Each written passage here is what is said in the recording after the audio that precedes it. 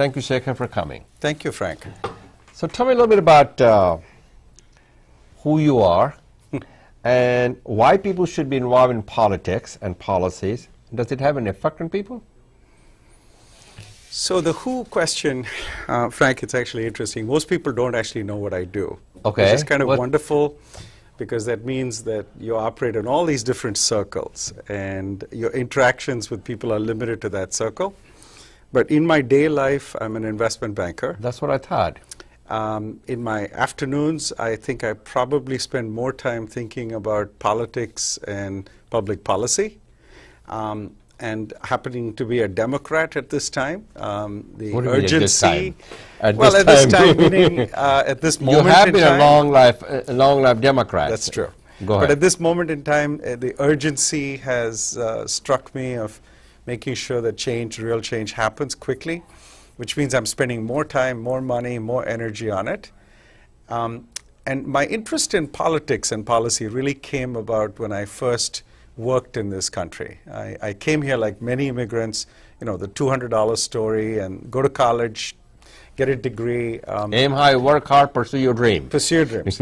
And then I ended up leaving the idea of a corporate existence and went to work in eastern Kentucky. Okay. In the coal fields for 4 years. Oh my gosh. I was 22 years old. I was young and ambitious and idealistic. I used to actually call it the Indian Peace Corps, because it was a way to describe what I was doing. My background in engineering meant I could design water and sewer systems, help with community development. These are and were extremely impoverished areas of the United States. It still is. Coal country, exactly. And the only way those people did anything successfully was with the help of the government. We had raw sewage in the streams, we cleaned it, but we needed money to build a sewer system. I'm talking basic necessities of life, very ordinary survival instincts. I learned a great appreciation for what government can do well, and also what it does very poorly. Okay, how government can be partner, but also can create intergenerational poverty and dependency.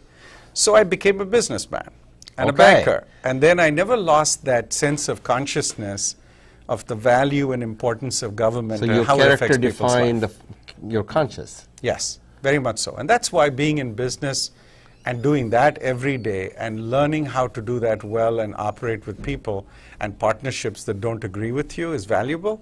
But at the same time, understanding that the importance of government and the privilege of being an American brings with it some responsibilities. So, if you have to tell the audience why people should be politically engaged, as you all know, politics define the landscape of America. It creates a common cause. The reason we engage, because so we can have a seat on the table, so that we can build a country that works for all, not just for selected few, which is the case right now. So tell me a little bit about it. Why should we, and what effect does it have on the people in terms of their day-to-day life, in terms of policy and politics? So, first of all, I think being involved and engaged civically is a duty. It's a responsibility. It isn't something that's abstract. Just as an example, you take the oath to be a citizen of the United States. So you fulfill your responsibilities as a citizen. Minimum. The bare necessity of that responsibility is to register and vote for whoever you choose, but to at least exercise that. In the last election in 2016, 124 million Americans voted. 100 million Americans did not vote. Of those, a very high percentage were Indian American, were Asian American, and were recent immigrants to this country. They did not choose to take their oath seriously, as far as I'm concerned. So this is very basic. So you can complain, but if you don't go vote, you cannot change it. You can't make any change. You're right. So that's number one. And the number of people who were immigrants and got green cards and didn't bother to get a citizenship because they felt they could keep legs in two camps was astonishing to me, because now they are recognizing that with the policies of this administration, they could lose the opportunity to become an American today.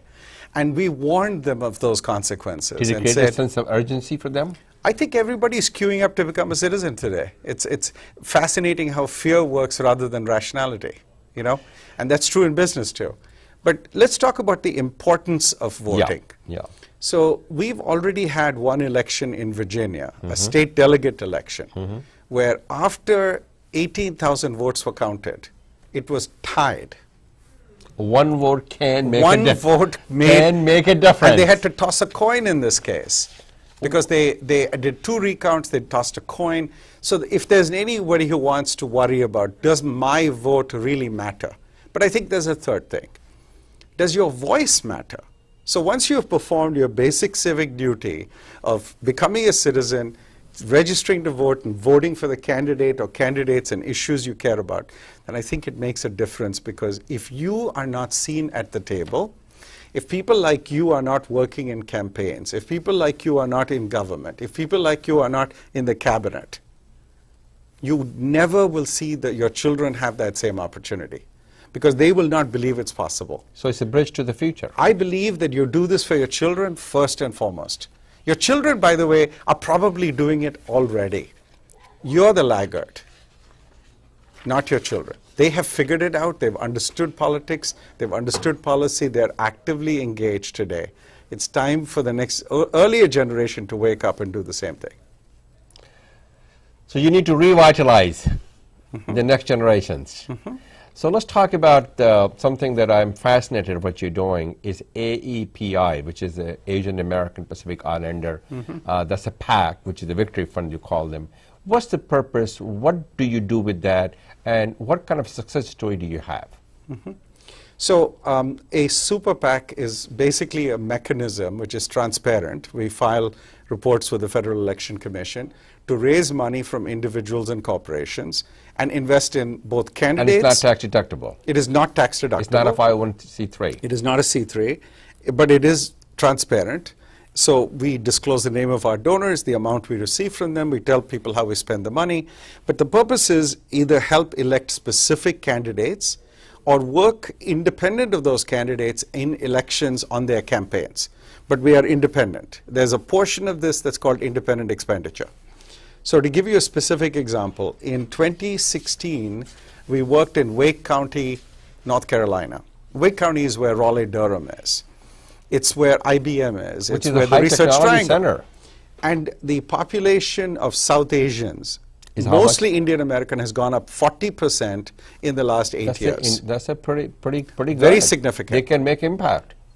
They were building temples, but they weren't getting engaged in politics. Our goal was to reach them and say, look at the importance of this election. It was in 2016. You have to register. You have to vote. And of course, you have to become a citizen first. And it's too late by the time you think of an election to become a citizen. You have to do that planning 1 year in advance. We, by using both entertainment, food, university students, door knocking, targeted lists, and mail-in ballots, we increased the percentage of the Indian American and South Asian vote in Wake County by 174%. Which is pretty significant. Only 40% can be ascribed to population increase. And this is notwithstanding the fact that they reduced the number of voting precincts in that same county from 69 to 23. This is a Republican administration. They deliberately chose to reduce the number of precincts, reduce the early voting period. They basically did whatever they could to obstruct the vote. They're circumventing the process. But 174% more people voted. We have seen the same impact in Washington State, where in the Sikh Gurdwaras. Same thing happened in Fairfax County. Same thing in Fairfax County, same thing in Loudoun. Loudoun County, you're right. We saw a 23% increase in turnout. Why is this happening? It's not just us. The API Victory Fund is here more as a platform, if you think of it. We have digital tools we give people that say, how do you WhatsApp your neighbors? How do you create a small precinct? How do you communicate about issues? And by the way, please don't do this just to go on a campaign trail 3 months before an election and ask for a vote. Talk to people about the issues that matter. Local school board, city council, taxes, potholes, and then of course the big issues of healthcare, education, jobs, environment, college education, student debt. Talk about those issues. How do you do that conversation? And astonishingly, of the top 5 issues in our communities, and I'm talking about a diaspora that's even broader than the Indian one, the top 5 issues are all the same. We're all very similar, actually. We just rank them differently, We have nuances about what we think of them, but we don't actually think of them that differently. So if you learn to talk about the issue, so in all your dinners and cocktails, which we go to a lot, when you talk politics, ask people, are you registered to vote? Are you going to vote in the next election on November 6th here? If you are, why are you voting for this candidate? Why aren't you voting for the other candidate? That kind of dialogue is what engages people and finally gets them to stand up and say, I belong, I'm part of this American mainstream, I have rights, and I fully intend to exercise my rights. That's why we exist. And we believe that we're making a difference with small dollars. We like to believe that for $10 to $20 a voter, we can find those voters, engage them in a culturally sensitive way. You don't send a Korean American a mailing about King Woljang. You don't, in my view, send an Indian American mailing that's in written about Pakistan. That's right. You have to know who you're talking to, what you say to them. Your target audience. And by the way, we've also had success when we have taken young students that look like us and go knock on the doors of people that look like us. It works. It makes a difference. They will open the door to a young student and they say, what is your name? At least they are curious.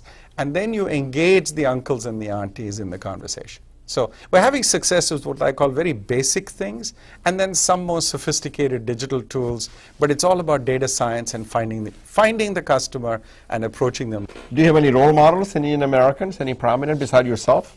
Oh, not at all. And you. No. Look, I believe... There are a lot of them. There are a fantastic There's number. no question about There is that. no... I mean, when I look at the people who have created science, and many of them are like us, Indian American. By the way, our children, we should not even expect they will call themselves Indian American. I'm not even sure they will. They're Americans. They're Americans. They may broadly say I'm South Asian because they are brown. They are not white. So they will differentiate themselves. Yeah. But they are not. They don't have the same leg in two camps. That is the truth. Okay. Yeah. And understanding that is really important. So when I say what are the sort of the key issues there? What are the key issues the Indian Americans are facing today? Maybe you can shed some light on that while you're having this conversation. I think that, Frank, as you well know, there are so many wonderful role models. Look at Satya Nadella. Yes, the Microsoft CEO. Microsoft. He has a son that has is developmentally disabled. He does not talk about his son and use him as a shield or as an excuse, nor does he hide it. In our community, we have growing up to do. We have in our community lots of social issues. We have issues of domestic abuse. We have suicides among our teens. Sexual assault. We have assault. We should be openly talking about these issues because we cannot solve problems without acknowledging them ourselves. So let's be adult as the community grows up about our issues that are more specific to us, but then let's also participate in the larger conversation on America. The larger conversation of America is what kind of country do we want to be in the next 15 years? There are those that believe that immigration was what caused this problem. I'll give you an example. The renaming of family reunification, which is how many people's parents came here and siblings came here, by sponsoring through a green card and citizenship their relative and bringing them family here. Reunion. Yes, reunification. The Republicans have decided to use the word chain migration to call that same thing. Just so you know, family reunification has brought a total number of people in 40 years equal to the number of births in 1 year in the United States. It is like not a big problem. But what has happened is they managed to label it into something that sounds really bad, like a chain gang. You bring people and you drag them. Good messaging. Yes, it's messaging. They're very good at it. We have to know how to take that narrative. I'll give you the narrative. In Virginia, 30 years ago, there were 1 in 100 people were an immigrant or foreign born, lived anywhere else other than the United States and perhaps even one small town in Virginia. Today, and by the way, Virginia was 49th on the list of education, 46th in income, and 44th in any kind of job attainment, okay? In terms of job growth, education, and wealth. Today, 1 out of every 8 Virginians is an immigrant or foreign born, 1 out of 8. 1 out of 8. Virginia is the 5th ranked state in per capita income, the 8th in terms of educational attainment. It is in the top 10. It was the best state to do business in 8 years ago. It's number 4 in that list. And these are external factors. But I would argue, I tell every politician I meet, look at the example of Virginia, look at the example of California, and tell me what's wrong with the 5th largest economy in the world, which is California, and the 36th largest economy in the world, which is Virginia. Both of them thrived because they brought in people they were welcoming. Okay? This is how everybody came to this country. So this is what makes the country great. They infused this nation by providing the building block for the economy and the job. Right. So who is more qualified to talk about this than an Indian American? That is true. Why aren't we standing up at every bully pulpit, in every conference, in every meeting and saying, I'm proud to be an immigrant, I'm proud to be Indian American, I contributed to America, my children will contribute even more, my grandchildren will be leaders of this country. I believe that's possible. I believe that we are ignoring that when we allow them to redefine what it is and then to crucify it. Because what they're doing is they're narrowly painting a vision of America that is a static, small place that cannot grow and will never elongate. And I believe our vision is the opposite. Very well said, and I hope you'll be a good messenger. Thank you very much for coming here. Thank you for this wonderful conversation. This is Frank Islam wishing you a great week, and thank you for watching.